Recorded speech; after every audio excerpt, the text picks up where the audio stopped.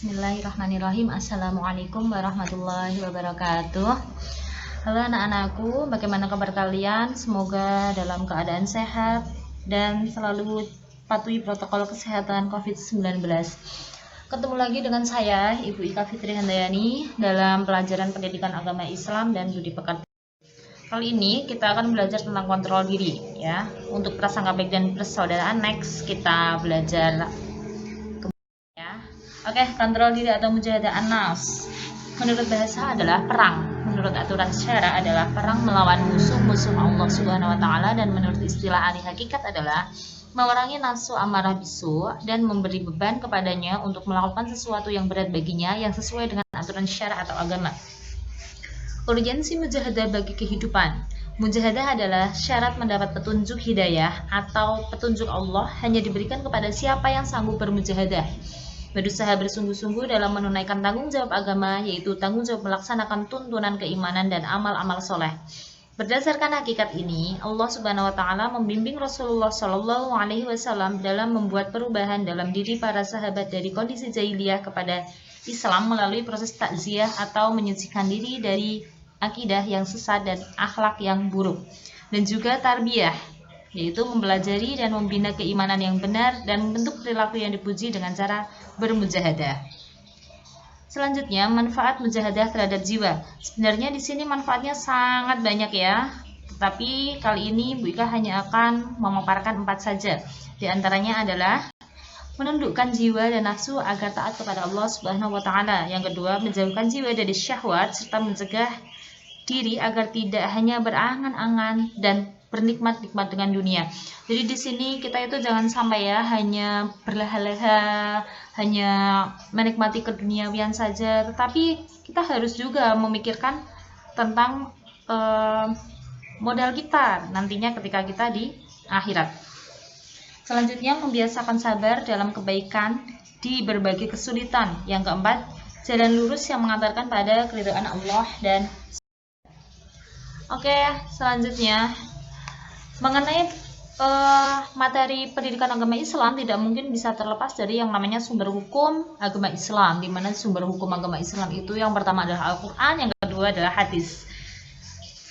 Nah, di sini kita akan membahas mengenai ayat-ayat dalam Al-Qur'an tentang perilaku kontrol diri atau mujahadah an-nafs, prasangka baik atau husnudzon, dan persaudaraan atau ukhuwah. Apa aja ayatnya? Di sini ada Quran Surat Al-Anfal ayat 72 dan Quran Surat Al-Hujurat ayat 10 dan 12. Intinya kita harus bisa membaca, mengidentifikasi hukum bacaan tajwid, mengartikan, menjelaskan isi kandungan, dan menghafal ayat-ayat tersebut. Oke, lanjut saja. Surat Al-Anfal ayat 72. Bismillahirrahmanirrahim. Innal ladzina amanu wa hajaru wa jahadu bi amwalihim wa anfusihim fi sabilillahi walladzina awaw wa nasaru ulaika ba'duhum awliya'u ba'd walladzina amanu wa lam yuhajiru ma lakum min walayatihim min syai'in hatta yuhajiru wa in istansharukum fid dini fa'alaikum nasru illa ala qaumin bainakum wa bainahum mitsaq wallahu bima ta'maluna basir. Artinya, sesungguhnya orang-orang yang beriman dan berhijrah serta berjihad dengan harta dan jiwanya pada jalan Allah, dan orang-orang yang memberikan tempat kediaman dan pertolongan kepada orang-orang muhajirin, mereka itu satu sama lain lindung melindungi. Dan terhadap orang-orang yang beriman tetapi belum berhijrah, maka tidak ada kewajiban sedikit pun atasmu melindungi mereka sebelum mereka berhijrah.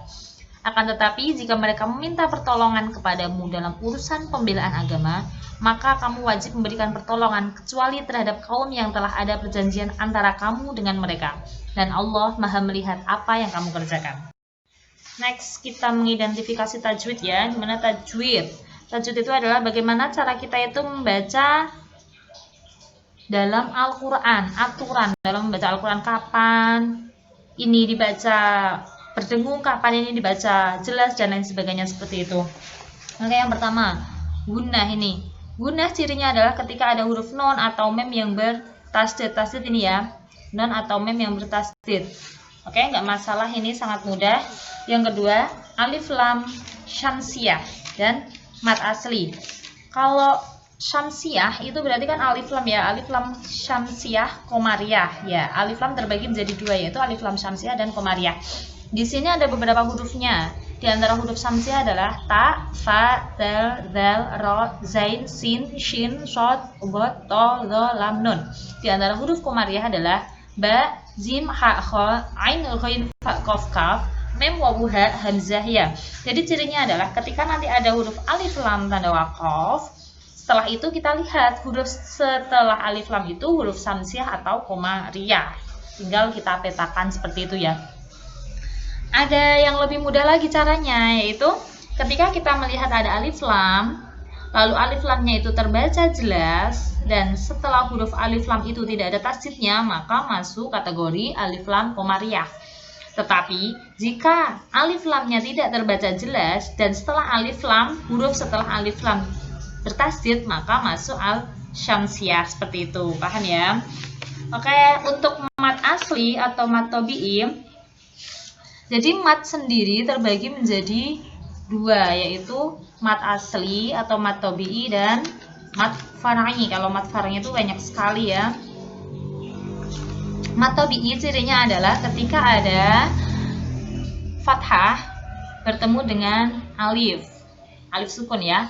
Lalu ketika ada dhammah bertemu wawu mati, dan ketika ada kasroh bertemu dengan ya mati. Ini ya, ada kasroh bertemu ya mati. Oke, ini mat asli nggak masalah ya, nanti kalian cari sendiri. Ikhfa berarti masuk kategori hukum non sukun dan tanwin, di mana hukum non sukun dan tanwin itu terbagi menjadi 5. Yang pertama idgham biguna.